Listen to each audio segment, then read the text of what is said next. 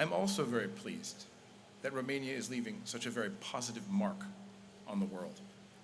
Yes, certainly in the security realm, where this nation is now an exporter of stability, but also in two ways that speak directly to the goodness and decency that flow throughout this country and its people. I speak of Romania's willingness to render humanitarian aid to its besieged neighbor and its commendable success in countering the scourge of trafficking in persons. I know the Romanian people well. I've lived here for several years. Their capacity for profound goodness comes as no surprise to me. But I will admit that I was taken aback and moved, both by the official Romanian response to those fleeing Ukraine, as well as the private response of so many of its citizens. The processing of refugee applications, the delivery of aid, the efforts to streamline work eligibility, and the drive to ensure that a generation of Ukrainian students are not lost is, in a word, admirable. The dedication and compassion shown by Romanians on the street are every bit as inspiring as those shown by its government and leaders. All the rides that were provided to refugees, the selfless acts, the donations, and the care that was given just cemented what I and so many people already know. This is a great country, full of good people.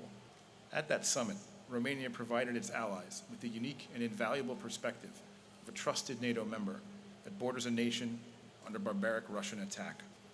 Seeing the presence of some of America's most storied military units in Romania now, working alongside our allies in seamless interoperability, is amazing and inspiring. I mentioned Madrid. I'm sure that many of you are well aware, while in Spain, President Biden announced the United States will soon be sending a brigade combat team to Romania. So together we are moving forward towards an even stronger deterrence and defense posture. Our presence is proof to everyone that we take our security commitments seriously and that the United States stands wholly prepared and capable of fulfilling its Article 5 commitments, the Musketeers' Oath. In speaking of the present, I would be remiss if I did not return to the security situation and our alliance. 79 years ago, our nations were on opposite sides of the conflict which then tore the world in two. As we're all well aware, we remained ideological foes for decades after that, separated by yet another murderous shadow cast by the Kremlin, the impenetrable Iron Curtain. And yet today, Romania is one of America's strongest and most dedicated allies.